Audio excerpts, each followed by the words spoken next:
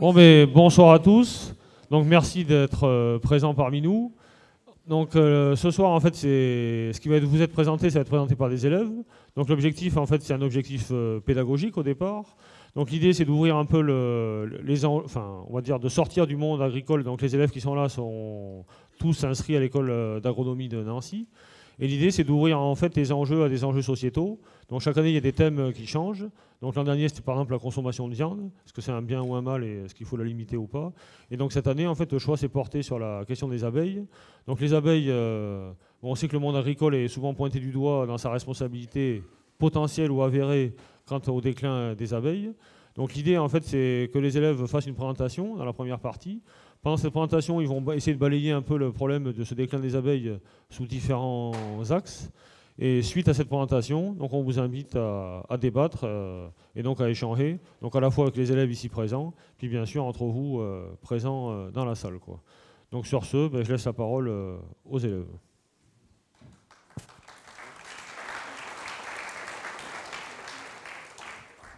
Bonsoir. Alors, la plupart des aliments que nous consommons sont issus de la pollinisation des insectes. Cependant, les abeilles ont été rudement éprouvées ces dernières années et de nombreuses études ont vu le jour afin de déterminer les causes multiples du déclin des pollinisateurs, plus particulièrement des abeilles. Afin de débattre sur ce sujet, nous allons vous exposer nos recherches sur différents thèmes. Donc, nous verrons tout d'abord comment la presse traite du sujet, puis le symbole que représente l'abeille. Ensuite, nous vous exposerons la physiologie de l'abeille et le fonctionnement de la ruche et du rucher, puis les méthodes de suivi de population des abeilles, et enfin nous terminerons par le service écosystémique de pollinisation avant de débattre. Nous allons donc commencer par la manière dont la presse aborde le sujet du déclin des abeilles. Nous avons tout d'abord établi une frise chronologique recensant les événements les plus marquants. Et nous avons voulu analyser le nombre d'articles traitant de ces abeilles au cours du temps et le mettre en relation avec cette frise chronologique. Donc on peut observer qu'il y a de très peu d'articles avant les années 90, si ce n'est pas du tout, et qu'à partir de cette période, on a une augmentation progressive, puis très forte du nombre d'articles, presque exponentielle. Et on observe des pics vers 2004 et 2014, qui correspondent aux retombées notamment de l'introduction du frelon asiatique en France et des congrès européens de l'apiculture et des rapports qui ont été publiés par l'ONU. Donc on voit vraiment une corrélation entre les choses publiées par la presse et les différents événements. Et nous avons ensuite voulu étudier le nombre d'articles qui parlent à proprement parler du déclin et de la mortalité des abeilles. Et on observe réellement une courbe très similaire, même si le nombre d'articles est beaucoup moins important, avec donc cette croissance très forte, notamment on peut voir en 2015 une croissance presque verticale. Et donc nous avons voulu établir un plan en utilisant ces dates clés. Nous allons donc voir tout d'abord dans une première période qu'on a vraiment un constat de déclin dû à des variables biotiques telles que les parasites, puis une accusation des pesticides et un début de prise de conscience. Et enfin, une prise de conscience générale avec une explosion du nombre d'articles et la recherche de causes et de solutions. Donc tout d'abord, un petit point méthodologique. Pour analyser les articles qu'on avait à notre disposition, on a fait des recherches avec les mots-clés abeilles et déclin ou abeilles et mortalité. Et grâce à une application en ligne, on a pu étudier la fréquence d'apparition des mots. Et cette application en ligne nous donne en résultat une image telle que celle-ci. Donc pour cette première période, on observe vraiment qu'il y a très peu d'articles. Donc pour cette image, on a eu un peu moins d'une cinquantaine d'articles. Et la plupart des articles sont anecdotiques. Ça va être en relation avec les abeilles, mais sur des métaphores comme des individus travailleurs ou pour vanter les mérites des bienfaits du produit de la ruche. C'est vraiment à partir de la problématique du varroa qu'on va voir vraiment une augmentation du nombre d'articles, le varroa étant un parasite assez destructeur des ruches. Donc on observe vraiment la présence des mots varroa, études, recherche. On pense réellement à cette époque-là que le déclin est dû à ces parasites. C'est seulement à partir de la fin des années 90 que le nombre d'articles va réellement augmenter, avec l'apparition des questionnements sur les insecticides, notamment le gaucho, qui a été utilisé depuis 1993. Mais le vocabulaire utilisé dans ces articles n'est pas un vocabulaire d'accusation, c'est un vocabulaire de questionnement, ce qui évoluera au cours des périodes suivantes. Donc, on arrive donc ici à une période suivante qui est marquée par un lien fort qui est fait entre les pesticides et le déclin des abeilles. En effet, vous le voyez ici avec les mots insecticides, friponil qui est un agent actif de phytosanitaire, et aussi gaucho et régent. Et vraiment, là, ici, vous voyez le mot gaucho. Donc, sa taille, en fait, est présent dans 100 articles et on le retrouve 300 fois, ce mot. Donc, c'est pour ça qu'il apparaît en si gros.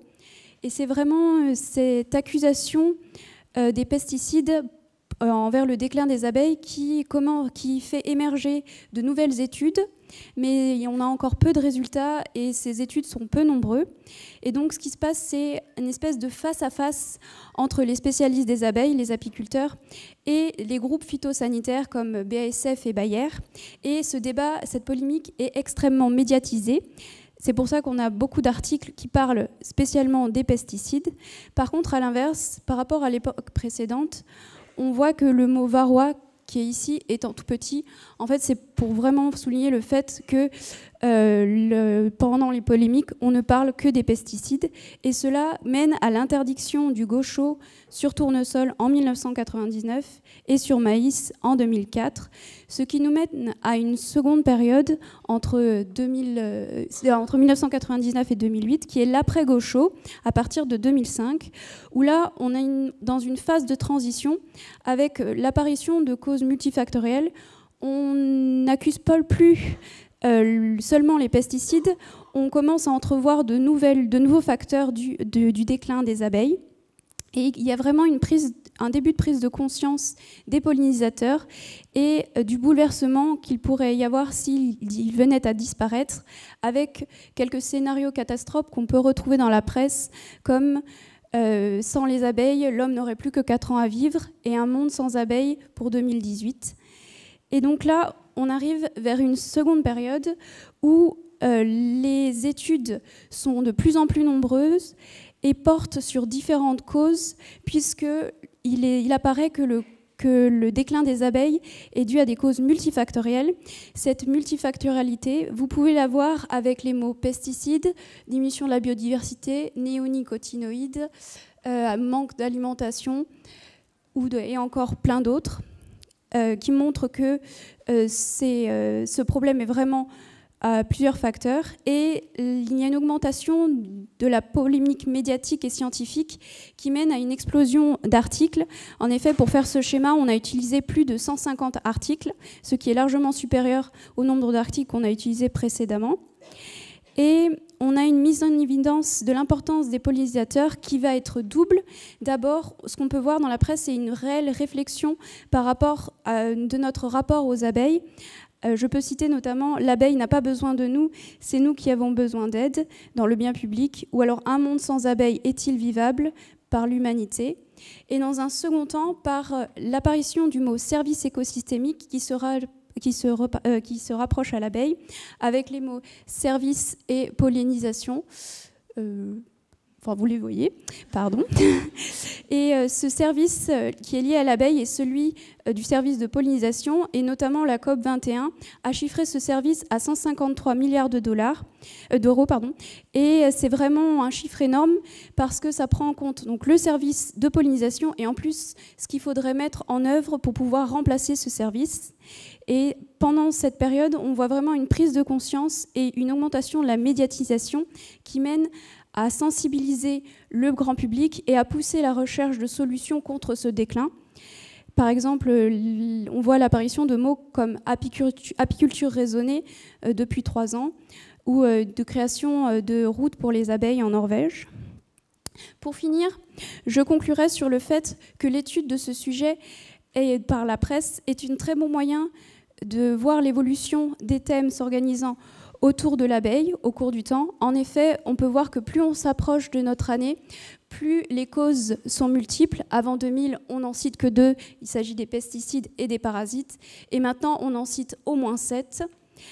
Et il y a vraiment une prise de conscience qui est prise par rapport à ce déclin des pollinisateurs qui mène à l'émergence des termes de services de pollinisation et de sentinelles de l'environnement, ce qui pousse l'homme à prendre l'abeille comme symbole et parfois même comme indicateur de variation de l'environnement.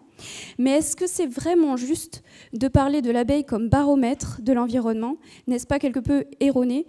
Je vais donc laisser la place à Chloé, qui va vous présenter, justement, qui va lever ce doute sur le statut de l'abeille en tant qu'indicateur et symbole.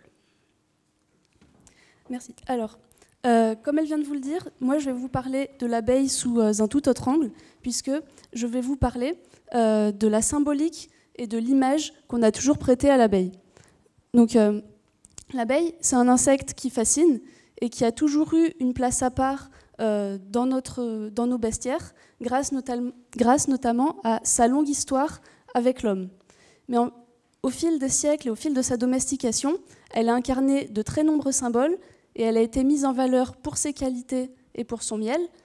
Et en plus, elle a souvent été perçue comme un insecte mi-sauvage, mi-domestique. Récemment, elle est devenue le symbole de la nature mise en danger par l'homme, mais ce symbole est-il fondé ? L'abeille est-elle vraiment un indicateur ou n'est-elle finalement qu'une fausse sentinelle? C'est ce à quoi nous allons essayer de répondre, ou au moins essayer de trouver des pistes. Et pour aborder ce problème, nous allons commencer par voir comment nos perceptions des abeilles ont évolué au fil des siècles en fonction de nos cultures, mais aussi des connaissances que nous avions d'elles. Alors, la relation entre les hommes et les abeilles est très ancienne, puisque nous avons des représentations de chasse au miel qui sont datées de plusieurs milliers d'années. Mais très tôt, nous avons remarqué de nombreuses qualités chez l'abeille, parmi lesquelles l'organisation, la fidélité ou la sociabilité. On a voué ces qualités à la nature travailleuse de l'abeille et à sa dévotion à sa ruche et à sa reine. Donc l'abeille est rapidement devenue un modèle pour nos sociétés, notamment en véhiculant l'image d'une bonne monarchie qui a inspiré des rois et même Napoléon par exemple. Ensuite, l'abeille a longtemps évoqué le symbole du peuple, la vertu du peuple, avant de changer de symbole et de représenter plutôt les valeurs bourgeoises. Mais cette symbolique ne s'arrête pas là, puisque l'abeille, on a attribué à l'abeille d'autres qualités qui sont plus surprenantes, comme par exemple la maîtrise des mathématiques et de la géométrie. Et en fait, ces idées venaient tout simplement du fait que les alvéoles dans les ruches sont construites de façon presque parfaitement hexagonale. Pourtant, nous avons longtemps manqué de connaissances sur les abeilles et on a donc ancré dans nos cultures de nombreuses croyances. L'abeille a donc souvent été mêlée à diverses religions, à des légendes et à des mythes. Par exemple, le miel, dont la fabrication nous a longtemps été inconnue, a été considéré comme un bienfait des dieux. Mais également, on ne connaissait pas le mode de reproduction des abeilles, donc on lui conférait l'image d'un insecte qui était vierge, donc pur, chaste, et à même de résister au mal et à la tentation. Et ce symbole-là est resté très présent assez longtemps dans diverses religions. Et enfin, il y a eu de nombreuses théories sur l'origine et la naissance de l'abeille, puisque là non plus, on ne savait pas comment naissaient les abeilles. Et donc, il y a de nombreuses théories qui se sont côtoyées. Selon certains, l'abeille naissait en fait des entrailles d'un taureau mort. C'est le mythe de la bougonie. Alors que pour d'autres, c'était un végétal qui se transformait en animal, puisque l'abeille naîtrait du pollen. Mais au fil des découvertes scientifiques, et notamment avec Réaumur, qui a marqué son époque, l'abeille a peu à peu perdu son symbole de vierge divine. Mais tous les symboles ne sont pas perdus pour autant, puisque l'abeille a gardé son statut d'insecte travailleur, et un véritable engouement a vu le jour autour de tous les produits de la ruche, le miel, la gelée royale, la propolis ou même l'hydromel. Et on s'est mis à parler des propriétés antibactériennes et énergétiques de tous ces produits. Mais on leur a aussi attribué des propriétés magiques, puisqu'ils donneraient soi-disant, selon certains, intelligence, longévité, voire même immortalité. Alors aujourd'hui, que reste-t-il de tout ça ? Eh bien, grâce à toutes ces qualités, l'abeille a gardé une excellente réputation auprès du grand public. Mais certaines croyances autour des produits de la ruche vivent encore, puisque pour certains, la gelée royale continue à donner accès à l'immortalité. Évidemment, ça nous paraît un peu aberrant et ça ne devrait plus être d'actualité aujourd'hui. Mais plus récemment, avec l'avènement de la science et des moyens de communication surtout, l'abeille est en fait devenue vraiment le symbole de la nature menacée par l'homme. Par exemple, je pense que tout le monde a déjà entendu cette phrase au moins une fois dans sa vie, phrase qui est soi-disant attribuée à Einstein, mais en fait, Einstein ne l'a jamais prononcée. Et en plus, la personne qui a prononcé cette phrase ne s'était appuyée à l'époque sur aucune étude scientifique. C'est donc une légende urbaine, un mythe qui est encore d'actualité de nos jours et qui en plus se fait passer pour un fait scientifique. Donc, avec tous ces symboles, quelle est vraiment la vraie place de l'abeille et que va-t-elle vraiment indiquer sur l'état de nos écosystèmes? C'est ce que Claire va vous expliquer maintenant.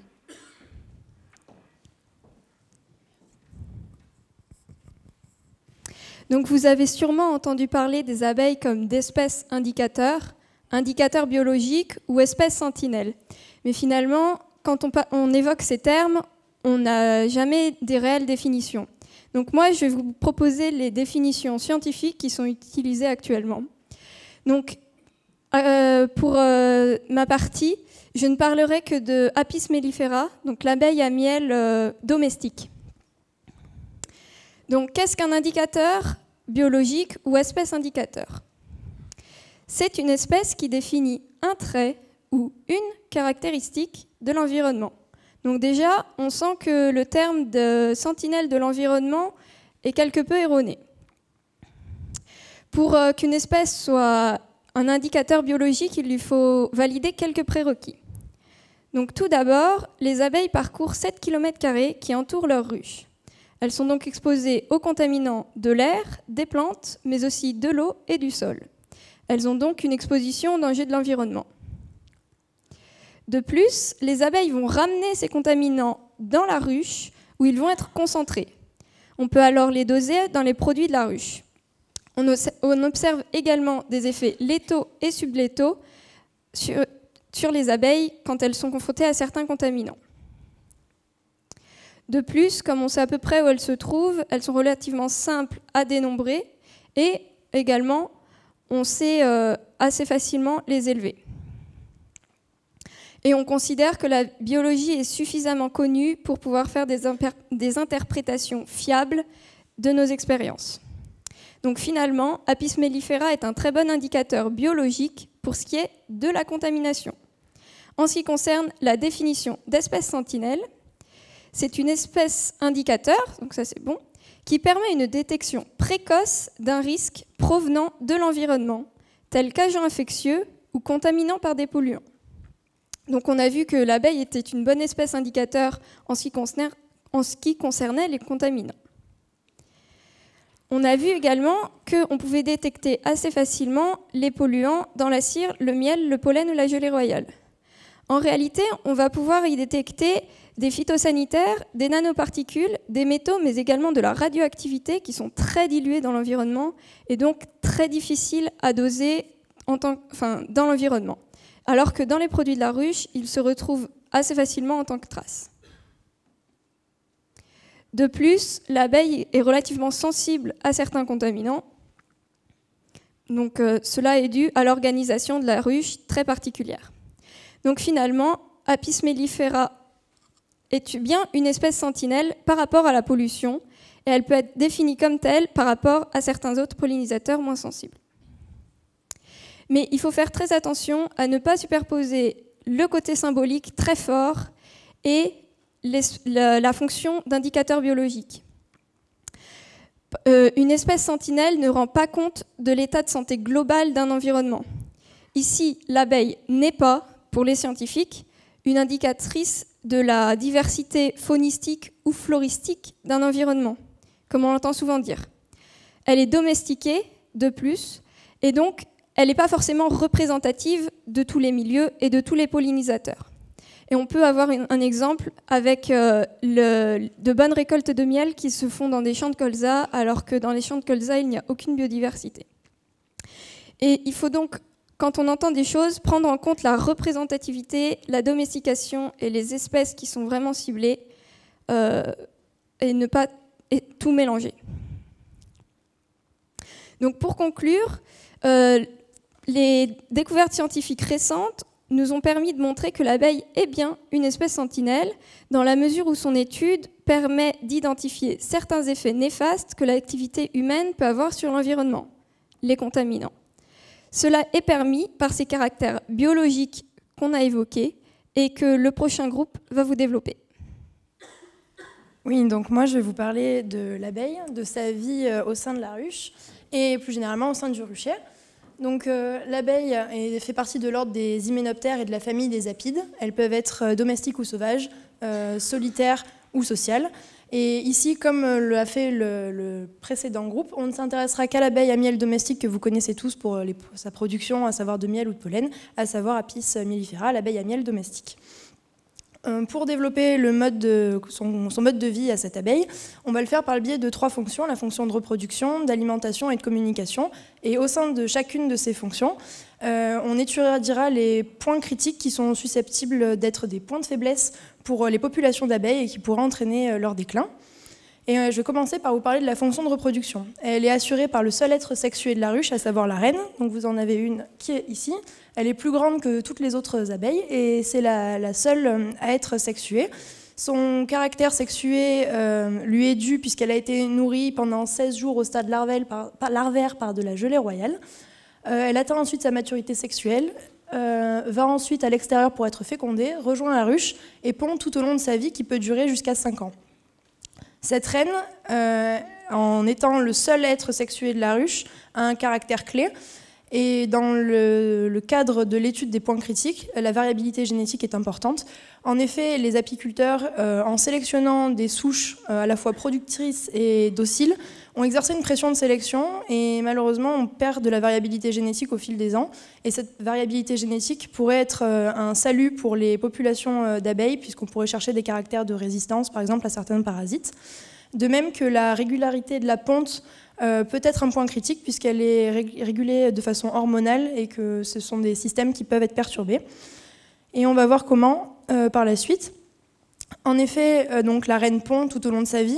Elle pond des œufs qui peuvent être différenciés en futures reines si les larves sont nourries avec de la gelée royale ou non.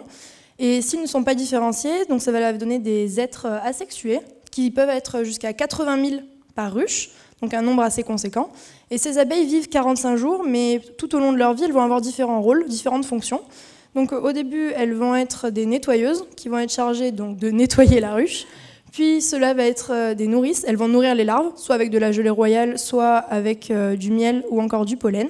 Ensuite, elles vont devenir des bâtisseuses qui vont permettre la construction des cadres au sein de la ruche. Enfin, elles seront des gardiennes qui seront chargées de la sécurité de la ruche, du fait qu'il n'y ait aucun autre élément extérieur de la ruche qui puisse rentrer.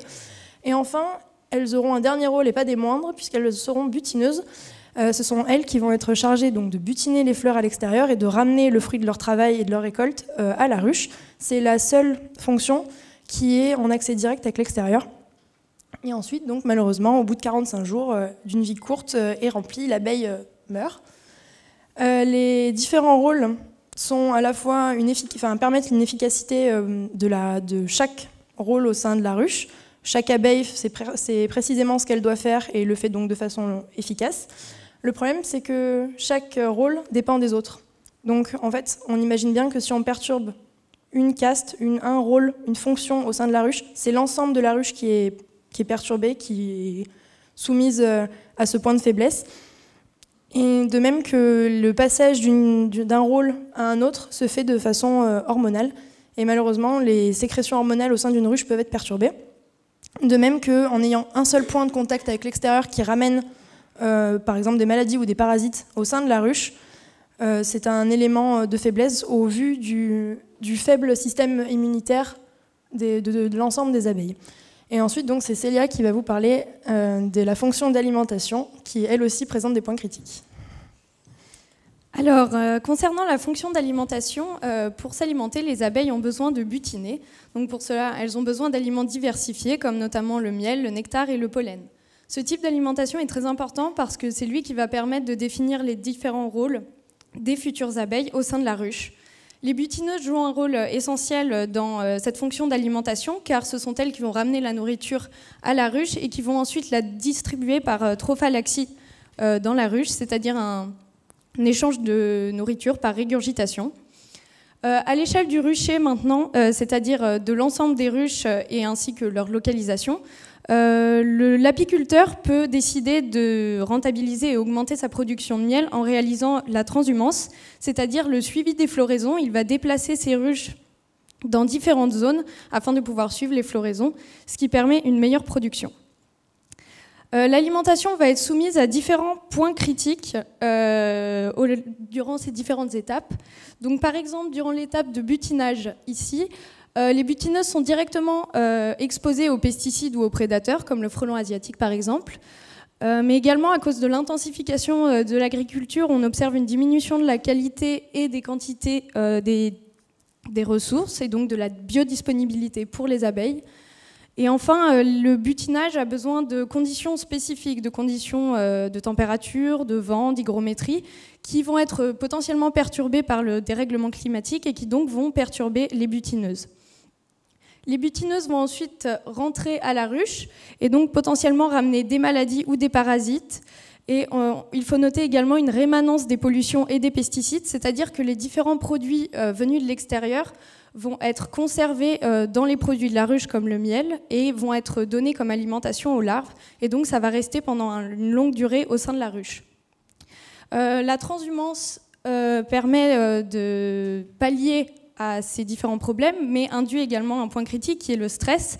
En effet, les abeilles, si elles sont déplacées, vont être stressées et ça va favoriser la propagation de maladies ou de parasites au sein de la ruche. Et le changement d'environnement peut également les perturber. L'apiculteur peut également réaliser un nourrissement artificiel tout au long de l'année via du sirop ou du miel. Donc ça va permettre une alimentation régulière et sécuriser en fait l'alimentation au niveau de la ruche. Cependant, certains apiculteurs réalisent un nourrissement spéculatif en sortie d'hiver pour avoir des ruches très riches en butineuses, mais pauvres en réserve, et donc ils vont devoir recevoir encore plus d'alimentation de la part de l'apiculteur, ce qui crée un cercle vicieux et donc dépendance des abeilles et une diminution de leur résistance aux maladies. Je vais passer maintenant à la fonction de communication. Les abeilles, pour communiquer, utilisent des mouvements, des odeurs, des repères visuels et des sons. Donc ça va permettre aux différentes abeilles de se donner les informations, comme par exemple sur le lieu où il y a de bonnes sources d'alimentation. Alors l'abeille, la butineuse, une fois qu'elle aura trouvé une bonne source d'alimentation, va rentrer à la ruche et elle va transmettre cette information aux autres abeilles via la danse frétillante. Alors en quoi ça consiste ? En fait, au préalable, la butineuse va calculer l'angle entre la source d'alimentation et le soleil. Elle va rentrer à la ruche et elle va alors commencer la danse frétillante, donc que vous voyez ici. Elle va dessiner 2 8 et l'angle formé entre les deux boucles des 8 indique l'angle à prendre, la direction à prendre, et le nombre de frétillements va indiquer la distance, sachant qu'un frétillement correspond à 20 mètres. Ainsi, les autres sauront où est cette bonne source d'alimentation. Il faut savoir aussi que cette danse se réalise dans la ruche, c'est-à-dire dans l'obscurité. Donc pour cela, les butineuses utilisent leurs sensies, c'est des petits poils au-dessus des antennes, afin de comprendre et de recevoir l'information transmise par la butineuse et de pouvoir aller à leur tour chercher la nourriture.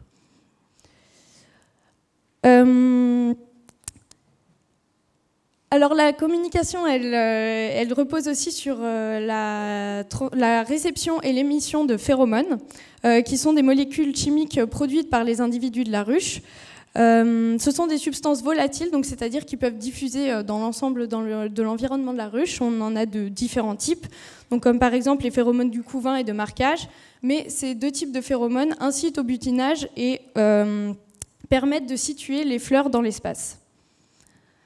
D'autres points critiques sont à relever pour cette fonction de communication. Par exemple, l'abeille peut ne plus pouvoir réaliser la danse frétillante ou alors ne plus pouvoir recevoir ou émettre de phéromones. Du coup, à ce moment-là, on va avoir une perte d'une information en particulier, comme par exemple l'emplacement d'une bonne source d'alimentation. On a aussi le cas où une butineuse ramène une maladie ou un parasite à la ruche, donc à ce moment-là une contamination des autres membres de la ruche et donc une perturbation à grande échelle de la fonction de communication. Et enfin, on a le cas où l'abeille, la butineuse, peut tout simplement se perdre ou mourir et du coup on a une perte totale de l'information à ce niveau-là. Donc pour conclure, ce qu'on peut dire sur l'abeille et la ruche, c'est que ce sont deux organismes à part entière. Et de par leur mode de vie et leur comportement, elles sont sensibles aux bioagresseurs extérieurs et les fonctions vitales de la ruche peuvent être mises en danger. On observe de plus en plus une implication des médias dans cette problématique et la presse alarme de plus en plus sur le déclin des abeilles et sur les éventuelles causes.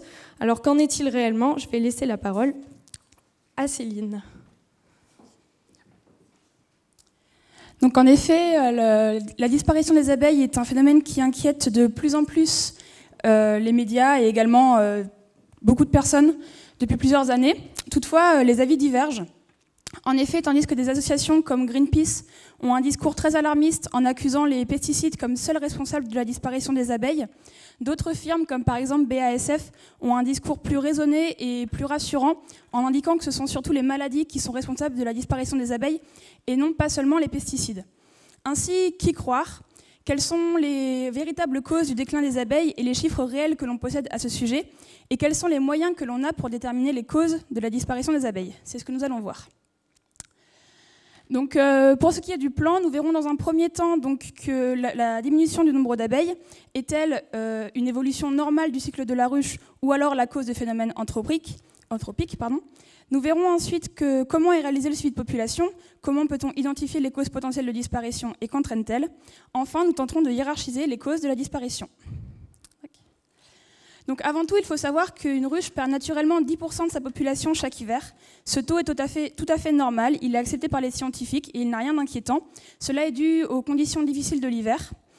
Toutefois, un programme mis en place par l'ANSES en 2012, Epilobi, montre que ces dernières années en Europe, ce taux est beaucoup plus important. En France, par exemple, il peut atteindre 20%. Et ce n'est donc pas normal. On peut donc dire que la mortalité hivernale ici n'est pas liée à des facteurs naturels. Il y a d'autres causes, donc potentiellement des facteurs anthropiques. Toutefois, ce qui est réellement inquiétant, c'est la disparition non hivernale des abeilles. En effet, tandis qu'elle est naturellement de quelques pourcents, le même programme d'Epilobi a montré qu'elle peut atteindre un taux beaucoup plus élevé, comme par exemple 14% en France.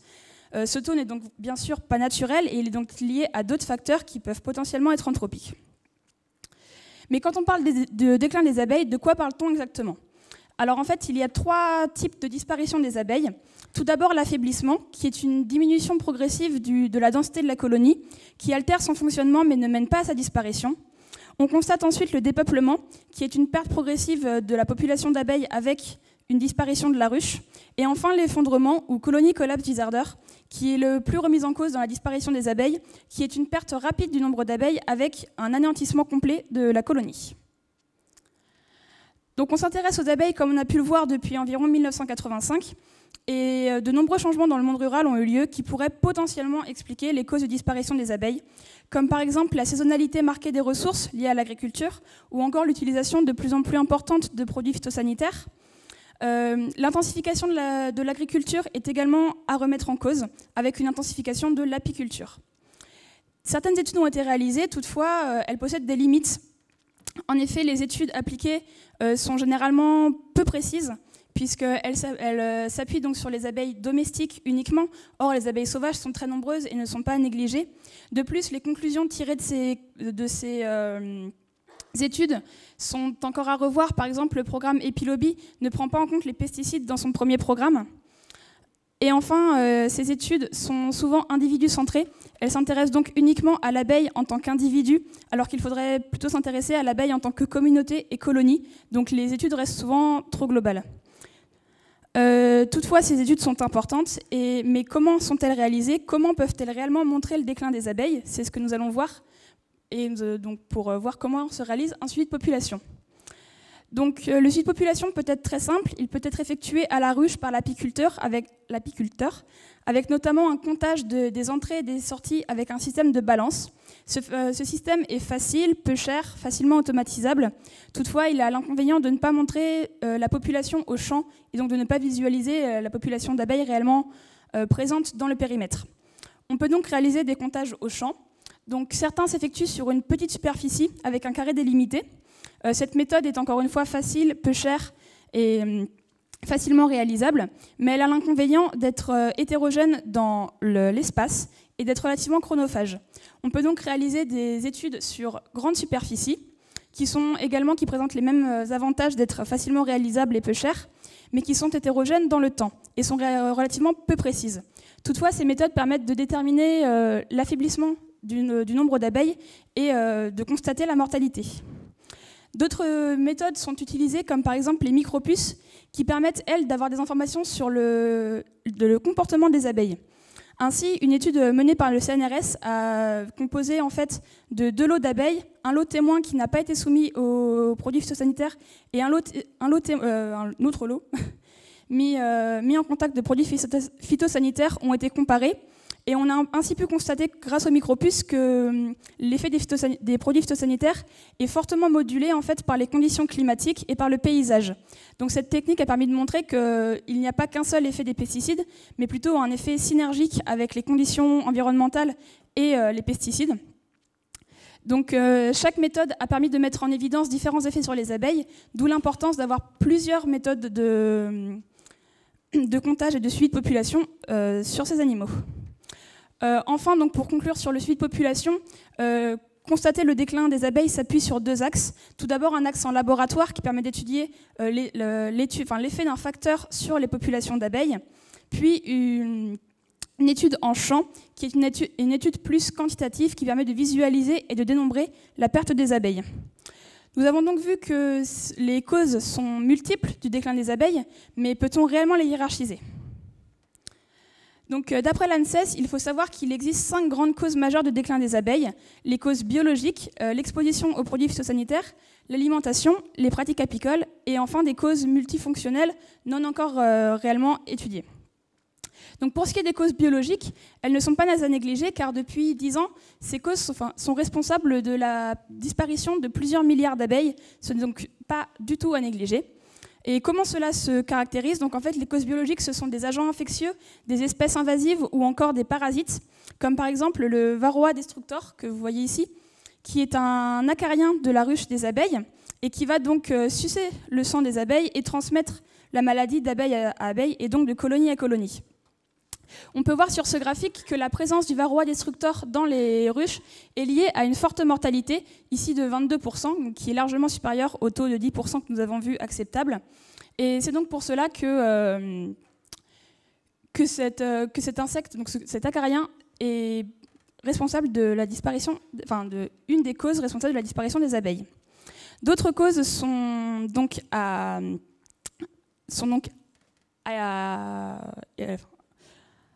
élaborer, à creuser. Donc, par exemple, l'exposition aux produits chimiques, qui, par exemple, ce sont surtout les produits phytosanitaires. Toutefois, les études menées ne permettent pas de montrer l'implication réelle des produits phytosanitaires sur la mortalité des abeilles. En effet, les abeilles sont exposées à des doses qui ne sont pas létales. Et donc c'est donc surtout l'effet cocktail en fait, qui est responsable de la disparition des abeilles, l'exposition à plusieurs produits phytosanitaires des abeilles qui entraînent leur disparition. Plus encore, ce sont l'affaiblissement des abeilles par ces produits. En effet, les produits phytosanitaires vont affaiblir les abeilles et les rendre plus sensibles à d'autres parasites comme le varroa que nous avons vu, et elles vont donc mourir de maladies à cause des produits phytosanitaires. Une autre cause donc qu'il ne faut pas négliger, c'est l'alimentation. En effet, actuellement, avec la monoculture et l'agriculture que nous menons actuellement, nous constatons un affaiblissement des ressources, une diminution de la biodiversité et de la biodisponibilité en aliments. Ainsi, les abeilles vont avoir plus de mal à se nourrir, plus de mal à trouver donc, leur nourriture. Et on va constater également donc, des cycles de floraison perturbés des plantes dont se nourrissent les abeilles, ce qui peut également les perturber. Les pratiques apicoles sont aussi à remettre en cause. En effet, il faut savoir qu'en France, 97,4% des apiculteurs sont amateurs. Ainsi, ils n'ont pas forcément de formation et ils peuvent commettre des erreurs qui seraient susceptibles d'entraîner la mort des abeilles. A l'inverse, les apiculteurs professionnels, pour subvenir à leurs besoins, vont avoir tendance, dans certains cas, à négliger l'apport alimentaire des abeilles en hiver, ce qui donc aurait pour conséquence de les affaiblir et de mener à leur disparition. Enfin, d'autres causes indéterminées sont potentiellement à remettre en cause, comme le changement climatique, qui est donc avéré par les scientifiques, qui pourrait dérégler les abeilles et ne ferait qu'elles ne trouveraient plus, donc, par exemple, qu'elles ne retrouveraient plus le chemin de la ruche ou ce genre de choses. La pollution électromagnétique est également à remettre en cause, ou encore les OGM comme le maïs BT. Toutefois, les OGM n'étant pas autorisés en France, ce n'est pas la cause principale de disparition en France. Pour conclure, donc, nous pouvons dire que la disparition des abeilles n'est pas liée à un seul facteur, mais c'est vraiment la synergie entre les différents facteurs qui vont être responsables de la disparition des abeilles. Par exemple, ce sont les produits phytosanitaires qui vont les affaiblir et donc qui vont les rendre plus sensibles à d'autres paramètres. Il ne faut donc pas accuser une seule cause pour la disparition des abeilles, mais bien prendre en compte que c'est la multiplicité de ces causes et leur synergie qui est responsable de la disparition des abeilles. Donc pour conclure, nous pouvons dire qu'il faut continuer à mener des études sur les abeilles et sur leur disparition. En effet, il y a quelques années, on ne pensait pas que les maladies avaient un rôle aussi important dans le déclin de ces animaux. Ce sont les études mises en place qui ont permis de le prouver. Il faut donc continuer à mener ces recherches et à sensibiliser le public, et également à sensibiliser le public sur des fonctions rendues par les abeilles, souvent méconnues, comme par exemple les services de pollinisation, dont vont nous parler maintenant Cosette.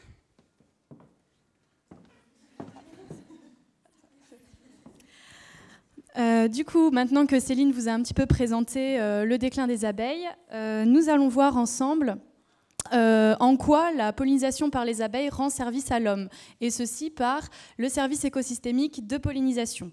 Donc je vais commencer par faire un petit rappel sur la pollinisation, puis nous verrons ensemble ce qu'est le service écosystémique de pollinisation. Ensuite, nous étudierons différentes méthodes d'évaluation de ce service ainsi que leurs limites. Et pour terminer, nous verrons comment le service de pollinisation est actuellement maintenu. Donc, tout d'abord, concernant la pollinisation, il faut savoir qu'il s'agit d'un service d'échange absolument indispensable aux végétaux supérieurs, puisque c'est le mode de fécondation privilégié des angiospermes. En fait, la survie de la plante va vraiment dépendre de la pollinisation. Et il existe différents types de pollinisation. On peut parler de pollinisation anémophile, donc par le vent, ou encore zoophile par les animaux, hydrophile par l'eau, ou alors entomophile par les insectes. Et c'est donc celle-là qui nous intéresse aujourd'hui. Donc finalement, cette pollinisation, elle va permettre un meilleur brassage génétique puisqu'elle va éviter la consanguinité au sein des végétaux et donc elle va générer une certaine biodiversité. Et c'est cette biodiversité qui est très importante, surtout actuellement. En fait, l'abeille, elle dispose de spécificités morphologiques qui vont lui permettre de déplacer le pollen d'une fleur à une autre, comme par exemple les poils qui recouvrent son corps, ou encore les petites corbeilles à pollen qui sont présentes au niveau de ses pattes postérieures. Et donc l'abeille est totalement capable, totalement spécialisée dans la pollinisation des végétaux.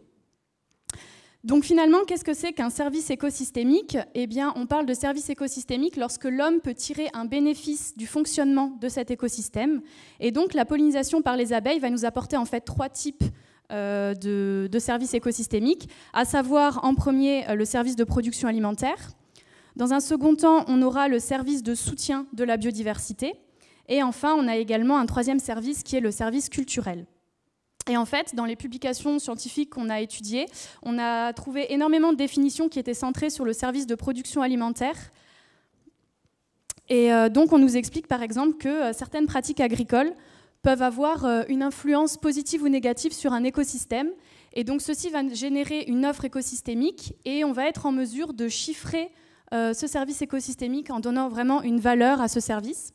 Donc là, on a par exemple 2 exemples. Par exemple, une prairie en fleurs qui va générer une offre alimentaire pour les abeilles. Et donc, on aura une valeur du service écosystémique de pollinisation qui sera positive.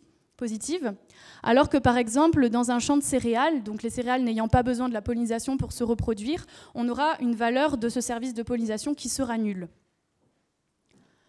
Donc finalement, on a 5 secteurs principaux qui sont concernés par la pollinisation, à savoir l'arboriculture, les espèces fourragères, le maraîchage, les protéagineux et les oléagineux.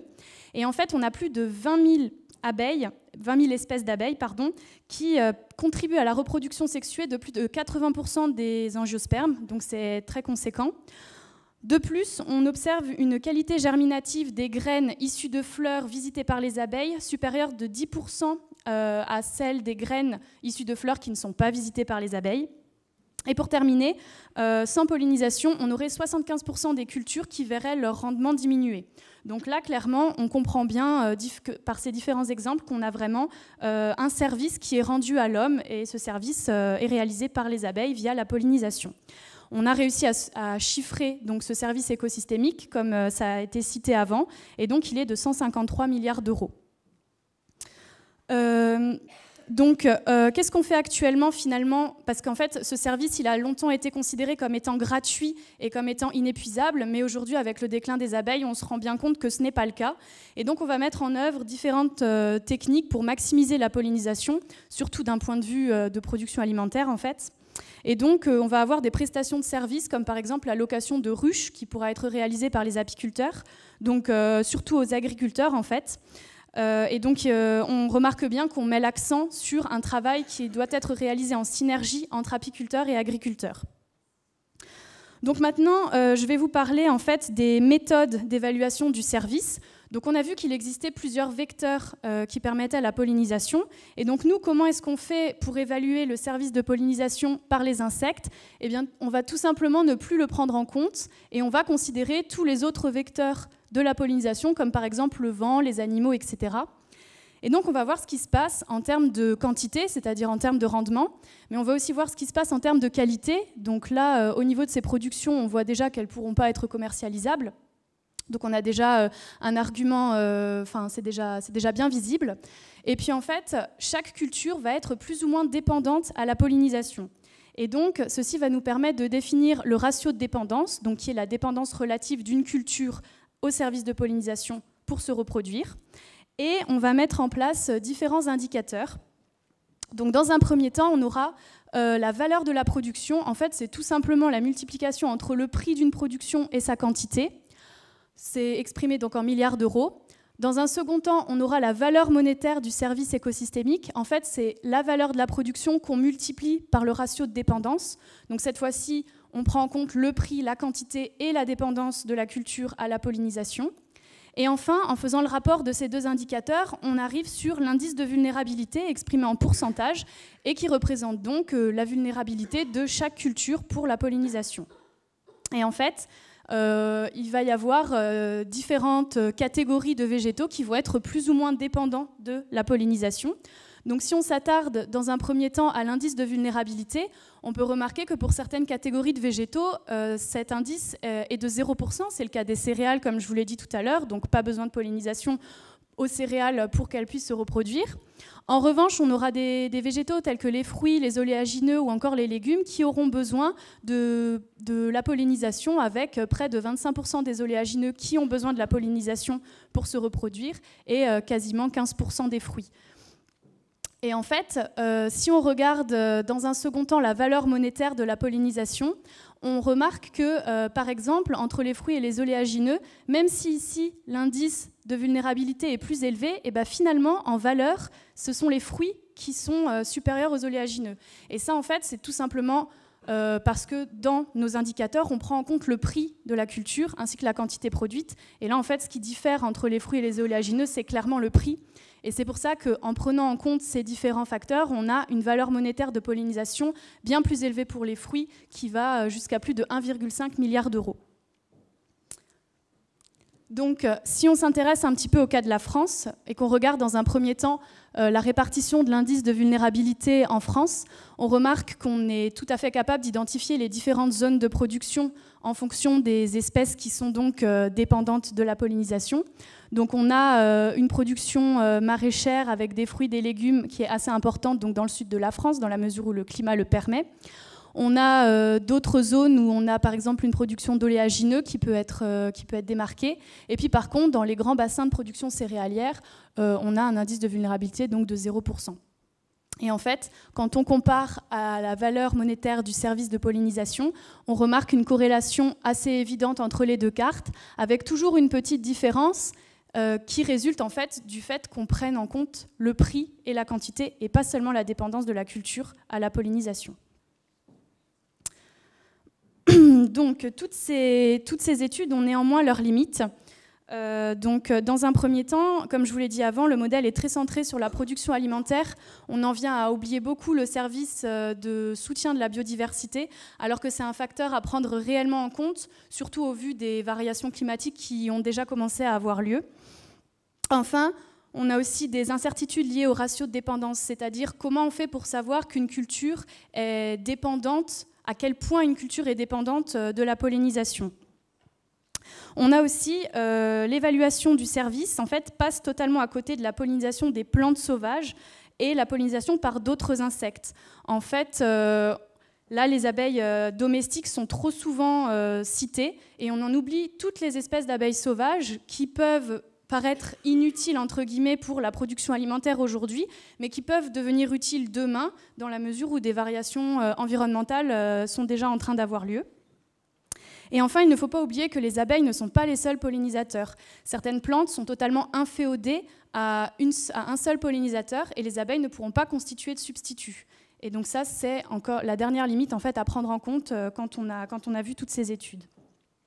Donc pour conclure, la pollinisation par les abeilles, alors c'est sûr, il faut s'assurer de faire les rendements nécessaires pour avoir une sécurité alimentaire, mais on ne peut pas se permettre d'oublier la contribution au soutien de la biodiversité. Et donc le service de soutien est également à prendre en compte. Merci de votre attention.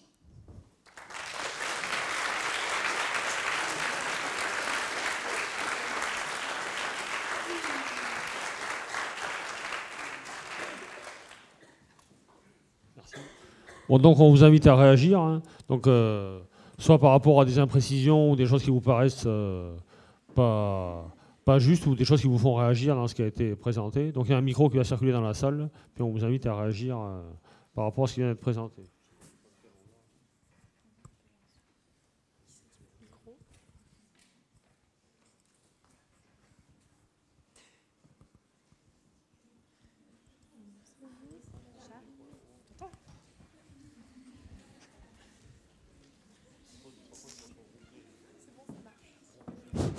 Oui, ça marche. Quelque chose m'a... Enfin, il y a beaucoup de choses très intéressantes. Quelque chose m'a particulièrement interpellé, c'est la notion de reproduction chez l'abeille. Puisque, si j'ai bien compris, il n'y a que la reine qui se reproduit, enfin, qui se reproduit. Bon, voilà. Alors, c'est des questions vraiment de base. Je suis désolé peut-être d'ignorant même. Je pense qu'il n'y a pas de, contrairement aux mammifères, qu'il n'y a pas d'accouplement chez les insectes, mais est-ce que vous pouvez confirmer? Et chez les insectes autres que les abeilles, par exemple les fourmis, etc., est-ce qu'il y a aussi la notion de reine, c'est-à-dire d'un individu qui se reproduit et pas à l'inverse des autres, quoi? Moi, je vais apporter juste un début d'élément de réponse. Par exemple, chez les fourmis ou chez les termites, il y a bien une reine. Chez les termites, il y a aussi un équivalent de roi. Ici, chez les guêpes ou les abeilles, par exemple, les mâles sont évacués de la ruche. Ils sont tolérés pendant la période où il y a du miel, il y a de la nourriture en quantité. Par contre, l'hiver, il est hors de question pour les abeilles de nourrir des bouches supplémentaires. Et du coup, elles expulsent les mâles à l'extérieur qui sont condamnés à mourir de froid. Mais après, chez d'autres insectes, c'est peut-être plus particulier. Je ne suis pas apte à vous répondre plus. Voilà.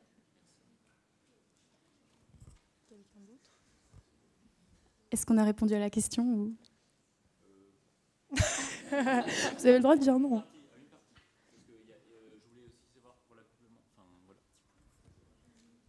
Pour l'accouplement, c'était... Ah, chez les insectes, oui. Oui. Après, est-ce qu'il y a la notion de reine pour tous les insectes? Non. Mais il y a bien un accouplement. Il y a par exemple des parades amoureuses chez les mouches, par exemple, ce genre de choses. Il y a bien une fécondation et une ponte après d'œufs. Un mâle, une femelle, tout pareil. Ouais, il y a certaines particularités en fonction des espèces, mais il y a bien des... et tout. Voilà. La reine, c'est particulier par contre. Le fait qu'il y ait un membre pour une colonie, c'est particulier. Voilà. Donc oui, donc pour la fécondation, c'est les faux bourdons qui vont féconder la future reine. Mais actuellement, on fait également des inséminations artificielles, comme pour les vaches, mais sur les abeilles. C'est pour ça qu'on parle d'une diminution de la variabilité génétique et d'une sélection, parce qu'il y en a vraiment, parce que du coup, maintenant, il y a des reproducteurs qui sont vraiment spécialisés là-dedans, qui vont utiliser l'insémination artificielle pour créer, j'ai envie de dire, des reines avec un potentiel génétique très fort. Enfin, avec des œufs au potentiel génétique très fort.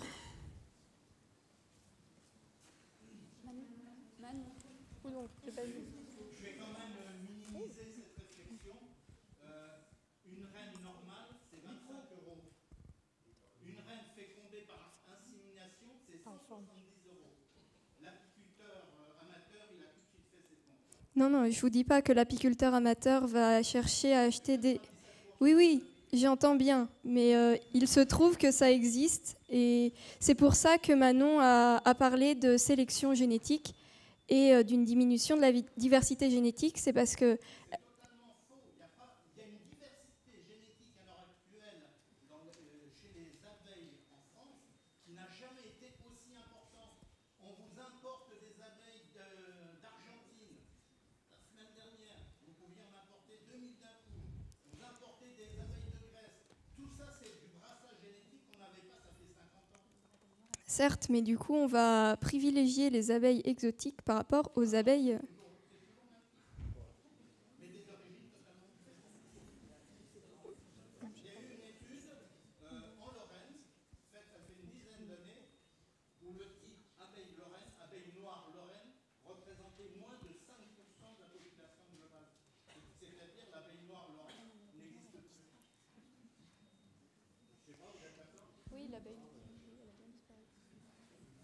Juste une remarque par rapport à ça, c'est qu'après, quand on dit qu'on fait du brassage, etc., il faut se méfier quand même parce que certains individus qui sont sélectionnés, ils ont été sélectionnés dans 10 endroits différents, mais finalement la variabilité génétique dans le génome qu'ils portent est finalement assez restreinte et elle peut être inférieure à la diversité génétique portée par une abeille noire sur laquelle il n'y a pas eu de sélection, alors qu'on va la compter pour une seule abeille.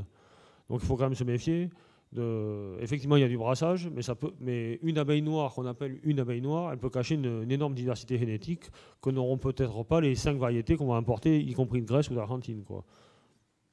Mais après, ce que vous dites est vrai, on peut acheter des reines d'un peu partout.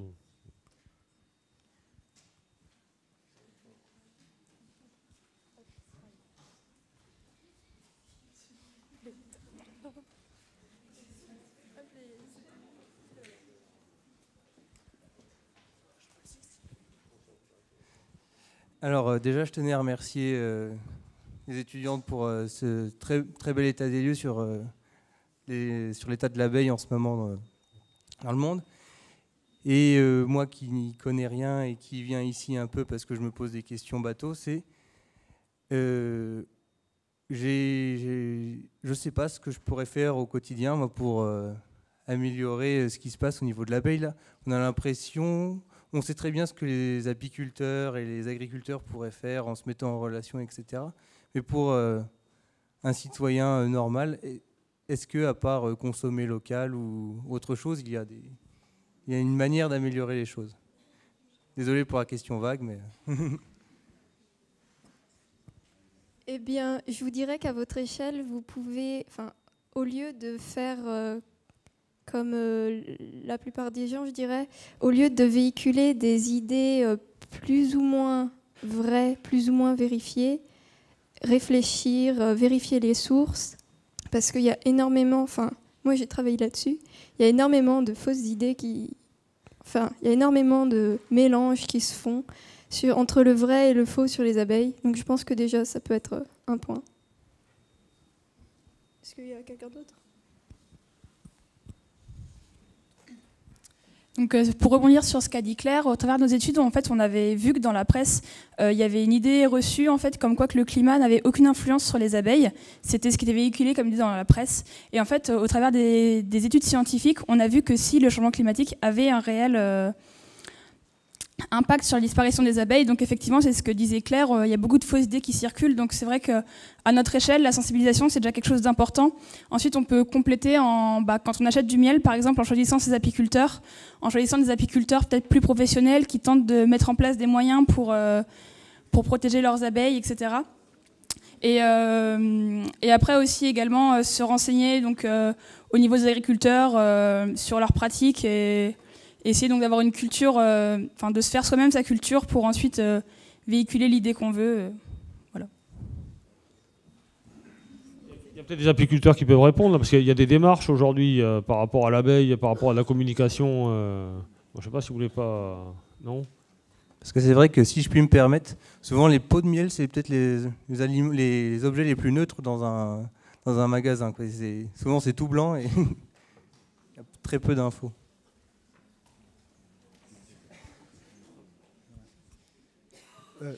Bonsoir, je vous remercie aussi pour l'exposé, c'était vraiment très intéressant.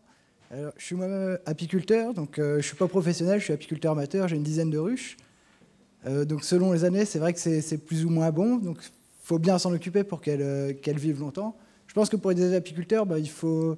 Enfin, j'ai pas la même vision, je pense que la qualité du miel, elle est sûrement peut-être meilleure chez un petit apiculteur qu'on connaît et on va savoir un peu où il met ses ruches, l'environnement qui l'entoure. Chez les gros apiculteurs, ou en tout cas surtout les distributeurs de miel, certaines grandes marques très connues, on voit que sur les pots de miel, c'est marqué mélange de miel originaire et non originaire de l'Union européenne. Donc ça veut dire que c'est du miel qui vient de la terre. Et ça, c'est, je sais pas, environ dans les 70 ou 80% du miel qui est vendu en France. J'avais parlé avec des professionnels qui encouragent les petits apiculteurs. Et ils disaient en France, la consommation de miel, elle baisse. Et non seulement la production, mais aussi la consommation totale. Parce que le fait de vendre du mauvais miel, ça dégoûte les gens sur la qualité du miel. Et donc, en tant que petit apiculteur, je sais exactement comment mon miel est fait. C'est vraiment du miel pur. Je le prends de la ruche, je l'extrais, je le mets dans les pots tels quels. Après, juste passage dans 2 petites passoires pour filtrer les morceaux. La cire, les pâtes d'abeilles, ce genre de choses. C'est vraiment le produit des abeilles qui est dans les pots et que je fournis à mes clients. Je ne suis pas convaincu que les maisons de distribution et donc le gros du marché soient de la même qualité. En revanche, ça m'arrive d'acheter du miel à d'autres collègues qui sont des petits apiculteurs. Quand le mieux, franchement, c'est d'être au courant des pratiques des gens à qui vous allez voir, quoi. Et je pense que si on veut aider un peu la filière, il faut un peu sensibiliser et en parler tous autour de vous. Et parler un peu de tout ce qu'on vous a présenté ce soir. Toutes les causes, elles sont valables, quoi. Le varroa, les pesticides, l'affaiblissement des sources de nourriture comme l'environnement, le fait qu'on coupe toutes les haies, par exemple, en campagne. Les haies, c'est une source de nourriture très importante pour les abeilles. Là où on a fait des gros open fields, où on a mis juste des énormes champs de céréales ou betteraves, c'est comme nous être dans le Sahara, quoi. Il n'y a rien du tout pour les abeilles. Et donc, évoquer tous les sujets et le plus possible, et plus on en parlera, j'espère que la situation va changer. Merci. Alors, on a eu le témoignage d'un apiculteur amateur. Il y a des apiculteurs professionnels dans la salle. Amateur. Oui, pardon.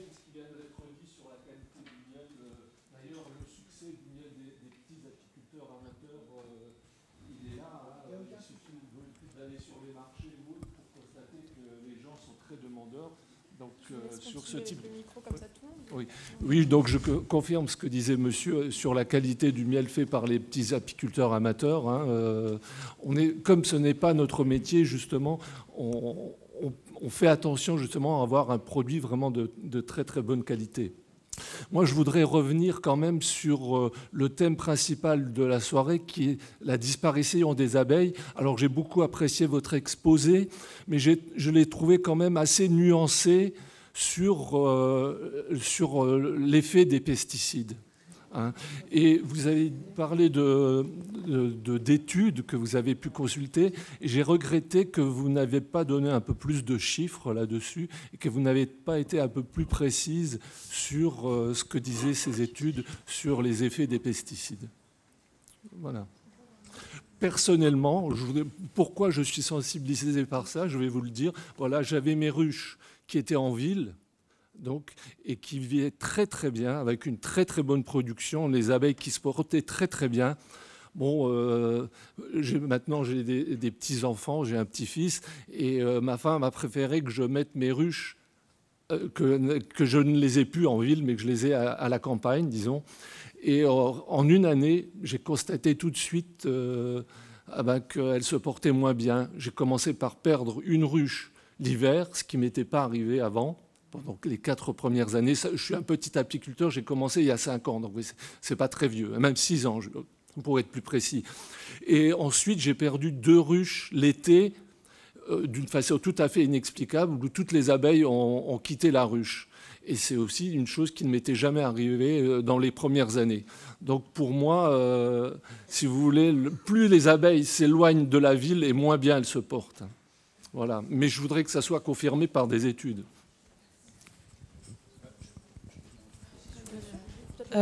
Alors moi, juste avant, je voulais aussi apporter un élément de réponse pour la question précédente sur les actions à faire au niveau à l'échelle du citoyen. Par exemple, vous avez beaucoup de pétitions en ce moment qui tournent sur l'interdiction des pesticides à néonicotinoïdes. Et l'État est très réticent à vraiment l'interdire. Donc, plus il y aura de personnes qui signeront ces pétitions, et plus l'État va peut-être se remettre en cause par rapport à sa réticence à interdire ces substances. Juste pour compléter les réponses, qu'on a un apiculteur professionnel. Non, c'est juste pour répondre à la question toujours de tout à l'heure, mais vu par un apiculteur professionnel. Donc Roberto. Oui, donc bon, je ne voudrais pas opposer les amateurs aux professionnels. Je pense que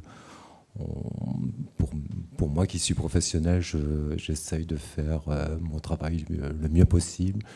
Je commercialise mes produits en direct, donc pour moi, mon but, c'est de travailler le mieux possible. Donc, et je pense que la qualité du miel dépend de 2 choses. Hein. C'est le travail de l'apiculteur, comment il travaille son miel, bien sûr, comment il le récolte, comment il le stocke, comment il le conditionne, mais ça dépend aussi, surtout, de notre environnement. Pour moi qui fais de l'apiculture depuis plus de 30 ans, j'ai constaté que une dégradation de cette biodiversité, donc de la ressource des abeilles. C'est-à-dire qu'ici, en Lorraine, il y a une 30aine d'années, il n'y avait pratiquement pas de colza. Il n'y avait pas de colza, donc on faisait des miels complètement... au printemps, on ne faisait pas ce type de miel qu'on fait aujourd'hui, c'est-à-dire qui cristallise très vite et qui devient très dur. Et, voilà, on avait un miel qui avait beaucoup plus d'arômes. Et puis, on avait une ressource qui était beaucoup plus étalée. C'est-à-dire que là, aujourd'hui, il y a, dans certains secteurs, à part le colza, il n'y a pas grand-chose. Et pour que, à mon sens, hein, je n'ai pas une approche scientifique, mais à mon sens, il faut une ressource la plus diverse. Il faut une ressource en début de saison et durant toute la saison, quoi, et avec des ressources, comment je veux dire, les plus diverses possibles, même en même temps. Voilà. C'est-à-dire qu'elles puissent trouver de la saule marceau et d'autres fleurs, d'autres pollens les plus diverses, quoi. Voilà. Donc j'aimerais dire, pour soutenir l'apiculture, il faut essayer de retrouver et de trouver des solutions pour qu'il y ait un retour à la biodiversité dans notre région. Voilà, merci. C'était juste pour en revenir aux études, parce que vous parliez sur l'influence des pesticides. Parce que là, sur une diapo, je ne sais pas, c'était mis une étude de BASF. Est-ce qu'il y a beaucoup d'études, justement, qui sont plus indépendantes? Parce que BASF, c'est eux qui commercialisent les produits, forcément, ils ne vont pas être très objectifs. Je ne sais pas, est-ce qu'il y a, sur les études que vous avez analysées, quel était le pourcentage à peu près d'études menées par BASF ou d'autres industries de produits phytosanitaires et d'autres plus indépendantes? Alors en fait, pour réaliser cette présentation, c'est pas trop appuyé sur BASF. On voulait juste montrer au début le parallèle, un peu les extrêmes entre guillemets, entre BASF et Greenpeace. Mais après, c'est surtout le programme EpiLobby qu'on a étudié qui est donc mis en place par l'ANSES. Et donc on s'est beaucoup basé sur ça parce qu'en fait, c'est l'étude qui est à notre sens la plus probante. Et toutes les autres études, donc pour revenir aussi sur ce que disait monsieur tout à l'heure, les études en fait, quelles qu'elles soient, elles n'arrivent pas réellement à quantifier l'effet des pesticides parce qu'en fait les abeilles sont soumises à des doses non létales. Du coup on ne peut pas incriminer directement comme ça l'effet des pesticides, leur effet est indirect. C'est pour ça qu'en fait toutes les études scientifiques qu'on a trouvées, elles-mêmes ne donnent pas de réponse concrète sur les pesticides et il n'y a pas de chiffres parce qu'en fait on ne les connaît pas encore. Pour l'instant le seul programme qui commence à donner un élément de réponse, c'est donc EpiLobby, celui que j'avais évoqué. Toutefois, dans son premier programme, les pesticides n'étaient pas pris en compte. Ça va être fait donc dans son prochain programme qui va bientôt sortir. Mais pour l'instant, en fait, si on donne pas de chiffres, c'est parce qu'on les a pas encore en fait. Il faut continuer les études pour arriver à donner une quantification chiffrée de l'effet des pesticides. Mais pour l'instant, on ne peut pas apporter de réponse blanche-noire, quoi. Juste par rapport à votre question, on a vu quand ils ont étudié la presse là. En fait, au début, il y avait vraiment une confrontation qui était, on va dire, frontale, et chacun voulait amener son jeu de données, et avec, on va dire, un minimum d'objectivité, quoi. Et petit à petit, on a vu des gens, les gens ont fini par se rapprocher, en prenant conscience, on va dire, des besoins réciproques. Et donc, il y a aussi des instituts qui sont montés en puissance autour de l'apiculture. Et c'est vrai qu'on voit aussi des partenariats qui sont faits par des associations d'apiculture avec des firmes phytopharmaceutiques, justement pour travailler de concert, pour essayer de bien comprendre les choses. Donc, je pense qu'aujourd'hui, on a plutôt gagné en objectivité et en partenariat que ça, par rapport à ce qu'on a pu voir à la fin des années 90, où c'était vraiment une entrée polémique, de franche opposition, quoi. Oui, bonjour, moi je suis agriculteur et céréalier, je dois être le seul dans la salle. C'est pas grave. Il y a un domaine dans lequel on se rencontre tous, c'est sur le fait qu'il faut éviter effectivement d'utiliser des insecticides, dans la mesure où chaque fois qu'on utilise un insecticide, on tue aussi les auxiliaires. Par exemple, si on utilise contre les pucerons, on tue les coccinelles, on tue les carabes, parce que les carabes, ils sont dans le sol, mais les gouttes qui tombent sur le sol les tue, et par ça, on favorise la prolifération des limaces, qui sont aussi des ravageurs, etc. Donc là-dessus, comme on est malade comme des chiens aussi, nous, on arrête. Les néonicotinoïdes, qui ont mauvaise presse aujourd'hui, l'ont aussi dans la profession, et on n'a pas du tout l'intention de continuer d'utiliser ça. Par contre, ce qu'on a observé, et là un tout petit peu d'histoire, vous avez montré une belle échelle chronologique tout à l'heure qui démarre en 1965, c'est la disparition, pas à pas, de l'élevage, et pas seulement sur la Lorraine, dans toute la France. La disparition de l'élevage a impliqué la disparition des prairies. La disparition des prairies, c'est toute la biodiversité des fleurs qui est partie au profit des céréales, parce que moins de main-d'œuvre, plus de mécanisation, plus de profit avec les céréales. Le colza est arrivé pour des problèmes d'assolement, d'agronomie. Le tournesol est arrivé aussi.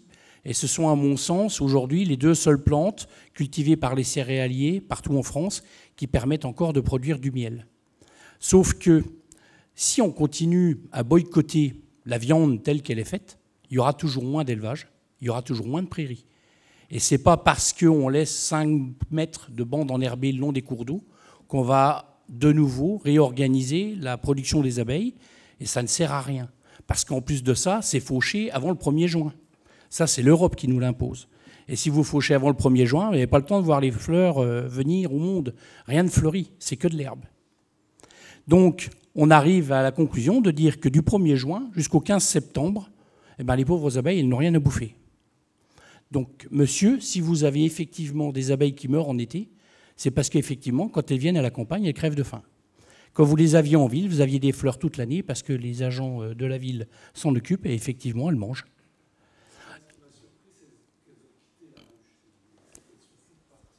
Comme les Roumains, ils crèvent de faim et s'en vont. Parce que Non mais là, ça fait 2 fois qu'on entend parler d'habitat par rapport aux causes qui ont été citées. Donc Robert a parlé d'habitat par rapport à la biodiversité. Vous avez évoqué aussi les prairies sous forme d'habitat. On a entendu parler des haies précédemment. Il y a des écologues du paysage dans la salle là, par rapport aux habitats et par rapport à... Alors, pour terminer, pas. si vous voulez bien, les agriculteurs, en règle générale, sur les communes où l'élevage a complètement disparu, sont engagés à peu près à semer 1 hectare de prairies, mais ce qu'on appelle des espaces mellifères. Sauf que la connerie de l'Europe telle qu'elle est aujourd'hui refuse de considérer ces surfaces-là comme des surfaces d'intérêt écologique. Si bien que c'est encore une fois le revenu du paysan qui s'en trouve entravé, et auquel cas il n'est pas du tout enclin à semer ce type de prairie. Donc s'il y a quelque chose à faire pour le commun du mortel, c'est effectivement de militer pour que ces surfaces-là deviennent des intérêts écologiques et que ça soit reconnu au même titre que n'importe quelle autre culture, comme la culture des légumineuses, par exemple, les luzernes, les trèfles, etc. Hein, ça, c'est... Et puis manger de la viande, quoi. Non, mais il faut arrêter, hein. Je dis, vous stockez du carbone dans du cuir, dans de la corne, dans du lait, dans de la barbaque. Tout ça, c'est du carbone qui est stocké. Il n'est pas rejeté aux petits oiseaux, c'est pas vrai. Pas tout.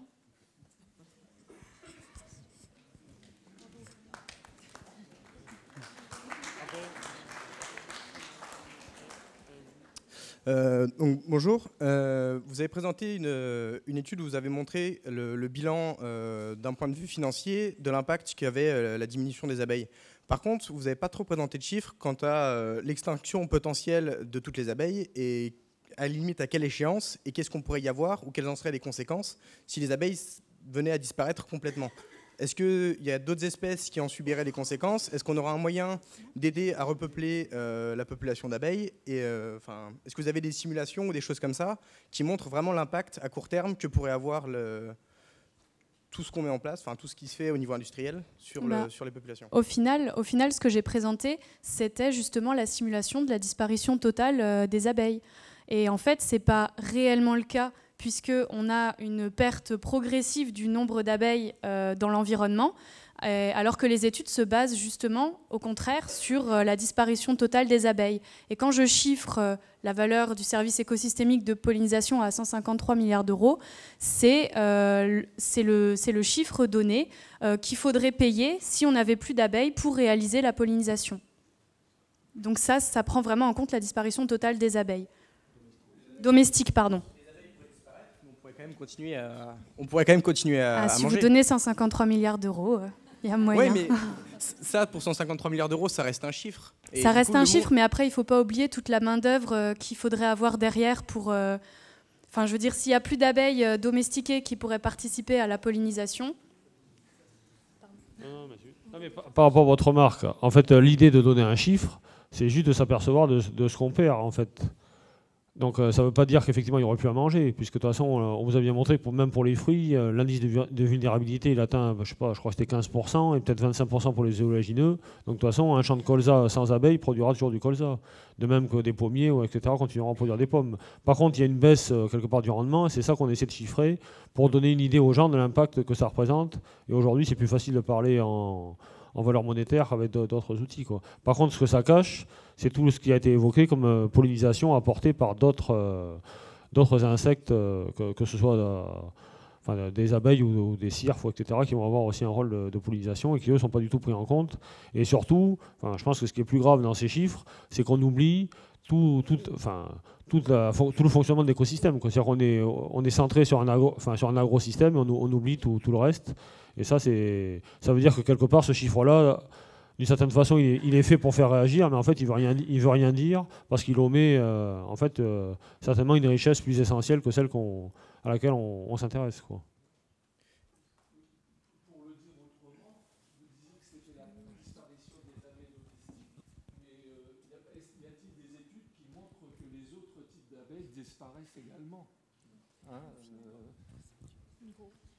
Non, justement, en fait, toutes les études se basent sur les abeilles domestiques parce que c'est beaucoup plus facile à quantifier. Donc, on sait que ce phénomène a aussi lieu chez les abeilles sauvages, bien évidemment, mais du coup, on n'arrive pas à le quantifier puisque les apiculteurs... Ah, il y en a. Bon, alors, il y en a. Je me suis plus intéressée à la presse, mais donc dans la presse, on a vu qu'ils publiaient justement le fait que maintenant on ne s'intéressait plus seulement aux abeilles pour la pollinisation, qu'on avait remarqué que la pollinisation était due à un ensemble de pollinisateurs et qu'il commençait une émergence de nombreuses études qui ne traitent plus juste de l'abeille domestique, mais aussi de l'abeille sauvage et d'autres pollinisateurs. Mais c'est tout récent. Justement, dans cette même thématique, alors je vais avoir une question un petit peu polémique, j'aimerais bien que quelqu'un me réponde dans cette salle. Je suis apiculteur urbain, voilà, je pense que c'est une bonne chose que de développer l'apiculture en ville. Je suis comme monsieur, à peu près la même ancienneté dans le métier, et puis pas de soucis sur les ruches, donc c'est très bien. En revanche, j'ai lu une étude, une réflexion dans des actes de colloque qui se sont déroulés à Paris cet été, concernant l'agriculture urbaine. Et puis j'ai lu quelque chose qui m'a perturbé, mais que j'ai pas eu le temps de creuser, qui indiquait qu'a priori les Belges se posent des questions sur les abeilles en ville. Les abeilles domestiques en ville prendraient la place des autres pollinisateurs plus sauvages. Alors, est-ce que vous avez lu des choses qui vont dans ce sens? Ôtez mon doute. Oui, c'est vrai que les abeilles domestiques vont prendre la place des pollinisateurs sauvages, puisque généralement, autour des ruches, elles sont tellement présentes et en telle quantité par rapport aux autres pollinisateurs sauvages qu'en fait, elles vont prendre toute la ressource. Et les pollinisateurs sauvages n'en auront plus et vont mourir de faim. Ce qui est le plus marquant, en fait, c'est que les abeilles domestiques, elles ont un territoire qui s'étend beaucoup plus loin que les pollinisateurs sauvages. Parce que ceux-là, en général, ils volent sur une petite centaine de mètres autour de leur point de vie, mais pas beaucoup plus. Alors que si on implante une ruche à cet endroit-là, l'abeille domestique qui va aller récolter du pollen jusqu'à plusieurs kilomètres, elle va couvrir un énorme territoire. Donc elle va piller en quelque sorte la ressource sur une étendue très large, alors que le petit pollinisateur sauvage à côté, il ne va pas pouvoir aller chercher sa ressource aussi loin, et généralement, ils vont diminuer très fortement. Donc forcément, ça ne veut pas dire qu'il ne faut pas faire attention à l'abeille domestique, mais c'est vrai que les deux sont très fortement en concurrence et c'est vraiment à prendre en compte.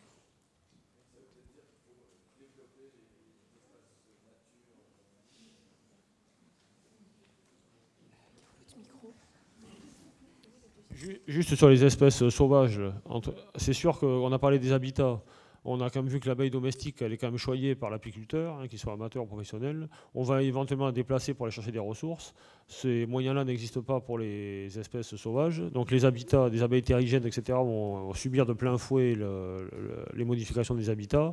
Et la raréfaction des ressources, surtout à des périodes critiques, comme la sortie d'hiver, etc., elles vont être encore plus sensibles que l'abeille domestique, à laquelle on va apporter des soins. Donc il est certain que le déclin quelque part de ces pollinisateurs sauvages, aujourd'hui, le focus, et c'est ce qu'ils ont essayé de montrer, il est mis sur l'abeille domestique par rapport à des enjeux de filière, par rapport à des moyens d'observation, etc. Mais c'est clair que la situation est, on va dire, au moins aussi dramatique pour les pollinisateurs sauvages et certainement plus, quoi.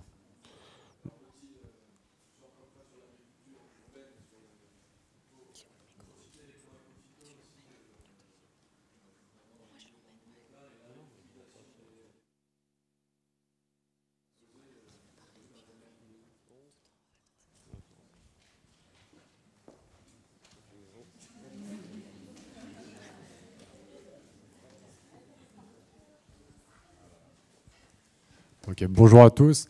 Merci beaucoup pour la présentation que j'ai trouvée vraiment très intéressante.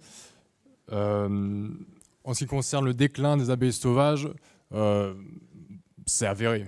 Et c'est prouvé par des études qui se passent sur différents continents. En Europe, il y a des études qui sont sorties depuis une petite dizaine d'années et pour lesquelles il n'y a pas de doute, quoi. On est sûr de ce déclin. Pour rebondir sur le point dont tu parlais en termes de compétition abeilles domestiques, abeilles sauvages, il y a des suspicions qui sont énormes et qui viennent des arguments dont tu parlais, c'est-à-dire que entre des espèces sauvages. On sait que c'est à peu près 70% des abeilles sauvages qui sont solitaires. Elles vivent donc seules et elles vont prospecter pour chercher à manger de manière complètement solitaire.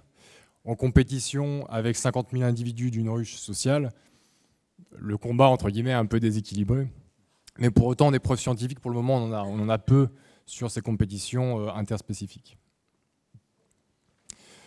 L'autre point qui était soulevé en ce qui concerne la nécessité d'avoir des habitats semi-naturels de manière assez constante tout au long de la saison, de manière très locale, c'est-à-dire en Lorraine, le maintien des prairies permanentes, c'est vraiment une thématique qui est essentielle parce que la ressource peut être constante, surtout en fin de saison, sur juillet, août, où comme monsieur le disait, les ressources ailleurs se font assez rares.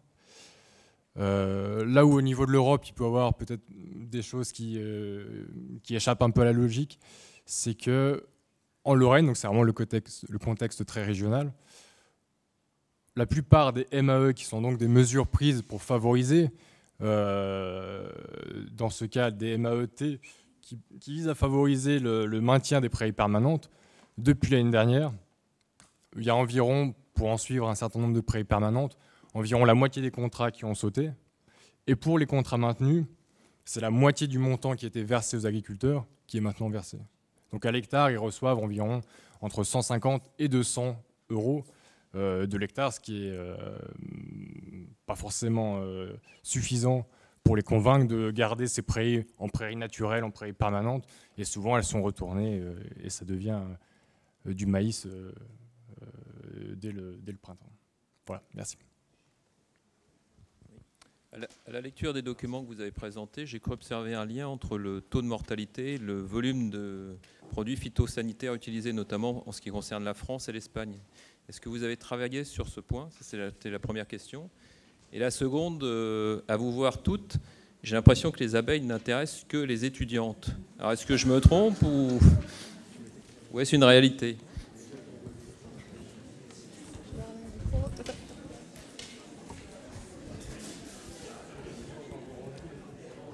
Alors non, en effet, on n'a pas fait le parallèle entre les taux que vous avez évoqués et les pesticides. On pourrait penser que le lien est facile à faire, mais en fait, c'est pas si évident. Si on l'a pas fait, c'est parce que les études scientifiques ne le montrent pas, en fait. Enfin, on soupçonne qu'il y a une corrélation, en effet, mais on n'en est pas sûr et les études ne le prouvent pas. Du coup, nous, on n'a pas voulu l'affirmer parce que scientifiquement, on n'avait pas les preuves pour affirmer ce bagage. Donc en fait, oui, bien sûr, c'est des choses qu'on peut supposer et qui peuvent être du bon sens, mais au final, comme on n'avait aucune preuve scientifique, on a préféré pas l'avancer pour rester dans un souci de justesse, quoi.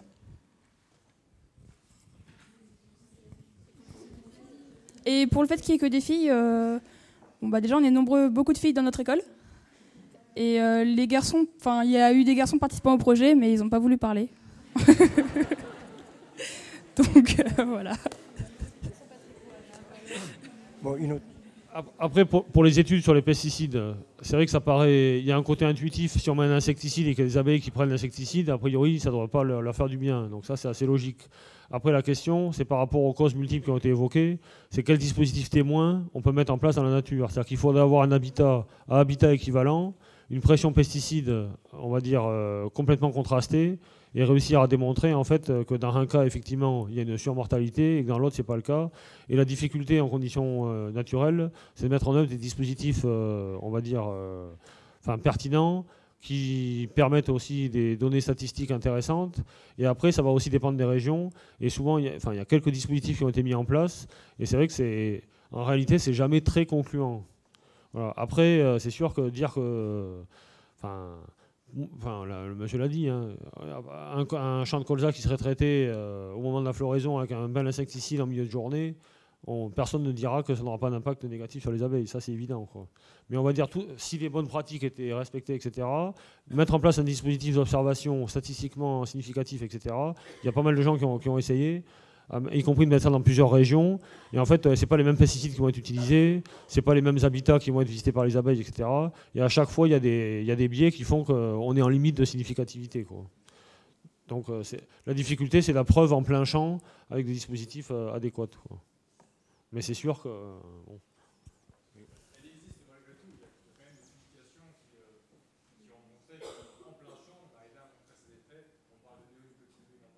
Mais pour les néonicotinoïdes, c'est presque plus facile parce qu'en plus là on a des champs, notamment sur le tournesol, des choses comme ça. À l'époque où c'était utilisé, par exemple, c'est des champs qui sont très visités par les abeilles. Donc du coup, le lien en plus de cause à effet est parfois plus facile à mettre en évidence, quoi. Moi, c'est aussi ce qui a donné lieu quand même aux interdictions qui ont été mises en place, quoi, hein. Mais je veux dire, de manière globale, quand on dit les pesticides, il y a aussi des antifongiques, etc., dont on pense qu'ils ont des effets immunosuppresseurs, etc. Et c'est les effets les moins flagrants qui sont les plus difficiles à mettre en œuvre. Or, on pense aujourd'hui qu'ils sont bien présents, quoi. Mais la démonstration n'est pas aisée, quoi. Oui. Une autre question, s'il vous plaît. Vous avez parlé plusieurs fois des effets du changement climatique.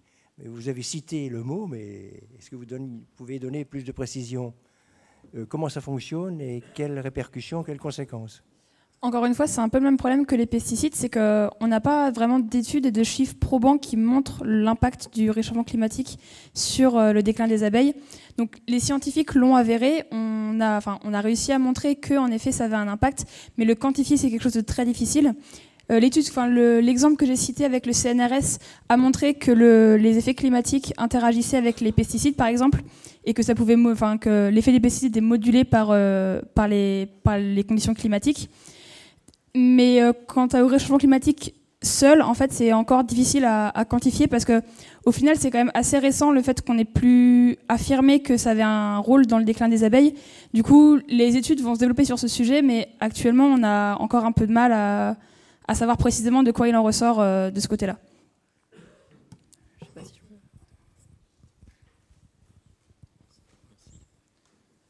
Après les études que vous avez faites, pensez-vous que les quelques interdictions de produits phytosanitaires qui sont intervenues vont suffire à éviter ou à permettre une baisse du déclin des abeilles? Quel est votre avis personnel après ces études? Alors c'est vraiment très personnel, mais je pense que ça ne va pas suffire parce qu'en fait j'ai l'impression qu'on a mis en place un espèce de mécanisme dont on va avoir du mal à s'en sortir, puisque c'est plus, y a plus que les pesticides, ce n'est plus que les pesticides qui créent les problèmes, comme on avait vu avant les années 1900, pendant les années 1900. Et c'est un entraînement de choses qui fait que les interdictions qu'on fait ne sont pas suffisantes. En fait, il faudrait changer toute l'agriculture, je pense. C'est un peu radical, mais je pense que le problème est à prendre dans sa globalité. Et il faut réfléchir à tous les problèmes environnementaux, que ce soit le changement climatique, comment y remédier, comment avoir une biodiversité. Et c'est vraiment... c'est réparer les erreurs qu'on a fait après la guerre, je pense. Et puis finalement, le changement climatique, on n'y coupera pas. Donc là, au final, la biodiversité, ça va vraiment être le facteur de résilience en fait, face à ce changement climatique-là. Donc au final, préserver les abeilles et tous les pollinisateurs et toutes les plantes, ça va permettre... on aura plus de chances de résister à toute variation environnementale qui sont déjà en train d'avoir lieu. Pour compléter sur le changement climatique par rapport à ce que vous disiez, c'est que déjà les abeilles sont sensibles aux variations climatiques, ça a été prouvé. Et en plus, le réchauffement climatique impacte aussi les durées de cycle des plantes, etc. Et donc ça peut vraiment devenir un problème pour l'alimentation des abeilles s'il y a des variations du cycle de développement des plantes dont elles se nourrissent.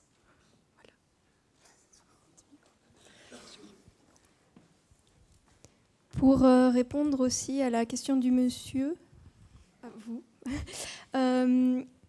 non, on n'arrêtera pas le déclin des abeilles avec l'arrêt de certains pesticides, insecticides, ne serait-ce que parce qu'on a vu dans la 4e partie qu'il y avait une grosse part quand même du déclin des abeilles qui est provoquée par des nouvelles maladies telles que le varroa.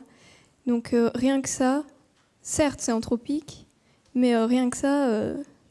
ça va continuer à tuer des abeilles.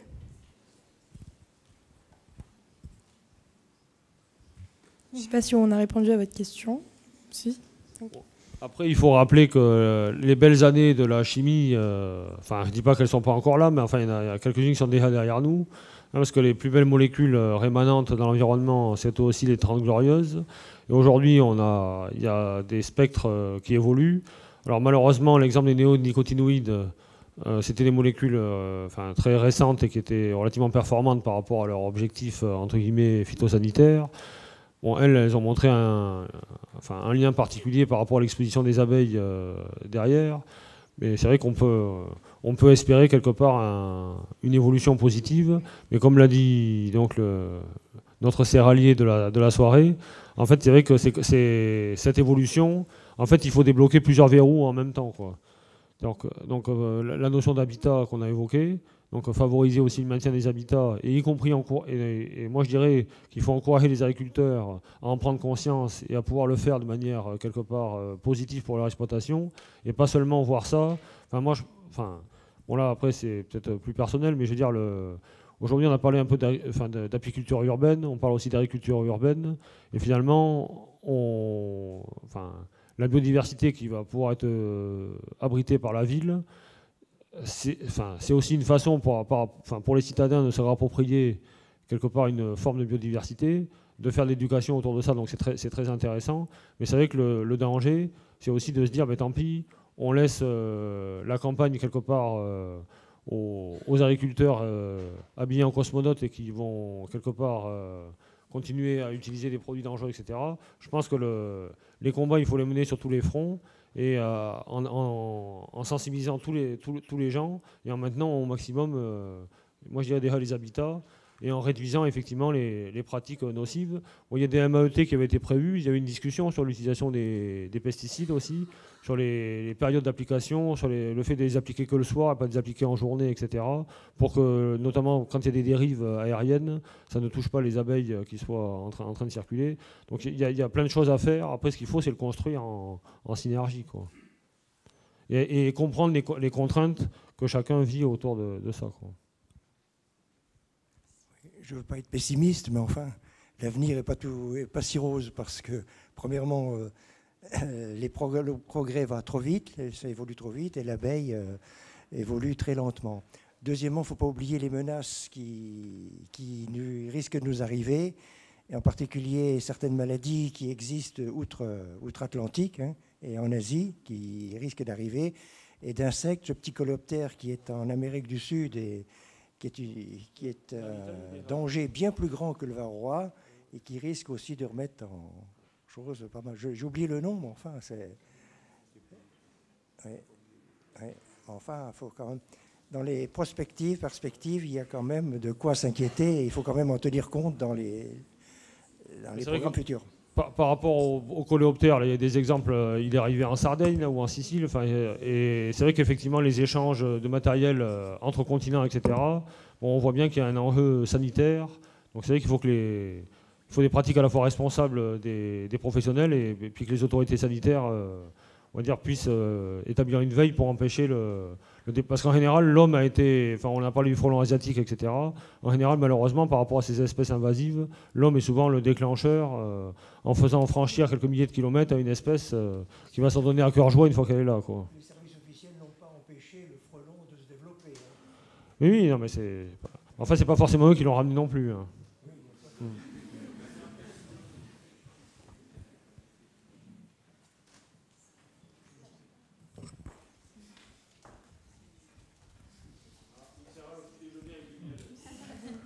Alors, non, mais je vais réagir par rapport aux pratiques d'utilisation des produits phytosanitaires.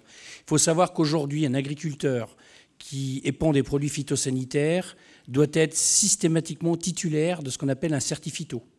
S'il n'est pas titulaire de ce certifito, donc examen à passer en chambre d'agriculture ou ailleurs, il ne peut acheter de produits phytosanitaires, en aucun cas les épandre. C'est ce qu'on appelle une faute intentionnelle, et c'est, alors à l'époque on disait Charles III ou Mesqueleux, direct. Moi, j'en ai vu un faire ça en Moselle, il est parti en tôle. Il n'a pas eu le choix. Ensuite, pour ce qui est de l'utilisation des insecticides, vous parlez de pratiques de nuit ou d'épandage de nuit.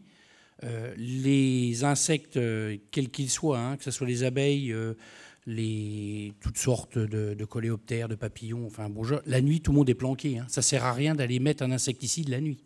Vous ne touchez personne. Le néonicotinoïde, c'est un produit de contact, c'est un neuroleptique. Si vous ne le touchez pas, l'insecte, il ne crève pas.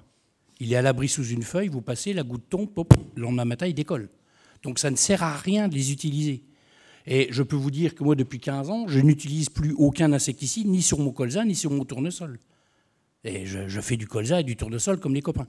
Donc il y a vraiment une espèce de psychose qui implique chez les agriculteurs le fait de semer de l'antilimace et de mettre des insecticides. Ça leur permet de dormir tranquille. En fait, ils ne prennent pas de Prozac, ils mettent un insecticide.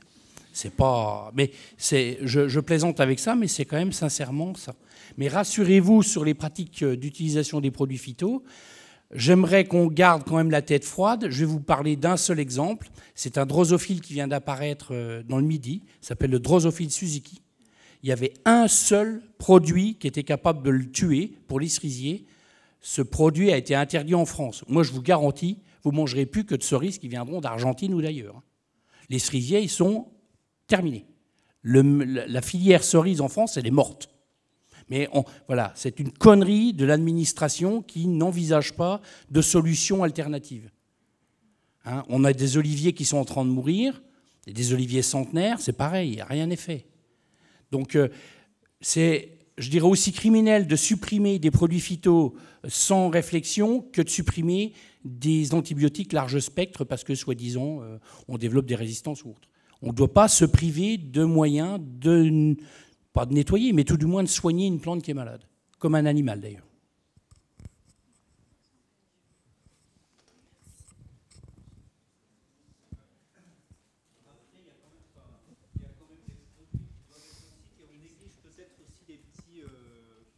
Comment les gens qui ont des vergers particuliers et tout, parce que moi donc j'ai des ruches, et l'année dernière j'ai un rucher de 35 ruches, les ruches sont toutes mortes en fait. Et donc là, on ne peut pas dire qu'il y avait pas forcément les agriculteurs à côté donc, que je connaissais, à qui j'ai demandé, ils n'avaient fait aucun épandage. Et il y avait un petit verger à côté, c'est certainement ça. Et au final, j'ai jamais su ce que c'était parce que la DSV est venue faire des prélèvements, mais j'ai jamais eu de nouvelles après. Mais il y a quand même des pesticides qui doivent avoir un effet direct, en fait. Hein. Ah, mais il y a la même proportion de cours dans toutes les proportions. Oui, oui.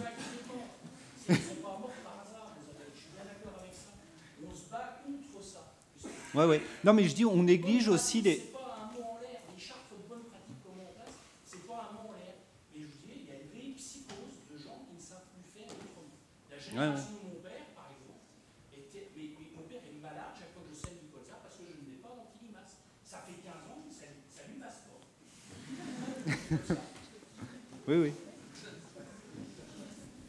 Ouais, mais ce que vous citez là, c'est vrai que, parce que là on a parlé de bonnes pratiques par des professionnels, c'est qu'en France, un des soucis, c'est quand même l'emploi aussi des pesticides par les particuliers, bon, qui normalement vers 2018, ça devrait être limité, en tout cas en termes de vente. Mais c'est vrai que ça c'est un souci, et notamment pour je pense des apiculteurs amateurs qui sont en périphérie de villages, etc., où justement les vergers ou un certain nombre de ressources vont être gérées par des particuliers qui ne vont pas hésiter entre guillemets, à sulfater, entre guillemets, et c'est vrai que là, par contre, bon, en plus, le particulier n'a pas l'obstacle du prix, parce que mine de rien, en agriculture, on raisonne quand même aussi par rapport à une rentabilité des traitements, etc., alors que le particulier, en général, n'a pas du tout cette barrière, n'hésite pas à surdoser ou à multiplier les traitements, quoi. Non, mais ça existe, je veux dire, même si c'est pas généralisé, mais...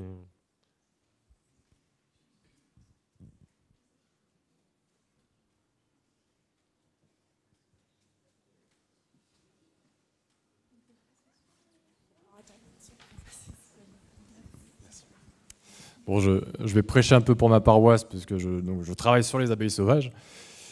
Je vais juste revenir sur un point, on parle de produits phytosanitaires. Les homologations des produits, des insecticides en particulier, ils sont réalisés à chaque fois sur un modèle biologique qui est l'abeille domestique, Apis mellifera. Il y a des études, et qui sont assez récentes, qui ont montré que les niveaux de sensibilité au sein même de la superfamille des apidés dont vous parlez, ça va de 1 à 2000. Donc nous, on effectue ces vérifications entre guillemets sur un modèle qui est l'Apis mellifera, mais potentiellement ça peut avoir un effet considérable sur les espèces sauvages, mais dont les espèces sauvages en France, c'est à peu près 900 espèces. Donc c'est quand même assez monstrueux. On n'a aucune idée, ou presque, de la nocivité des produits qu'on autorise. On a une idée à peu près concrète de ce que ça représente pour Apis mellifera, mais pour les espèces sauvages, c'est vraiment, on n'en sait rien, quoi. Voilà. Et ça, c'est vrai. En fait, à chaque fois qu'il y a des tests qui sont faits, comme on cherche à normaliser les tests, on les fait toujours sur des espèces les mieux connues. Et le problème, c'est qu'elles ne sont pas forcément représentatives, entre guillemets, de leurs cousines ou des espèces. Et c'est valable en milieu, en écotoxicologie aquatique, etc. À chaque fois, on a une espèce modèle, le gamard, l'abeille domestique, etc. Donc c'est vrai que c'est des limites dans les précautions prises a priori, on va dire. Écoutez, ma foi, on vous remercie d'être venu participer à cette réunion. Et puis, il y a quelques conseils qui ont été donnés justement pour soutenir l'ensemble de la filière apicole. On vous souhaite de les mettre à profit. Voilà. Merci, au revoir et bonne soirée. Merci.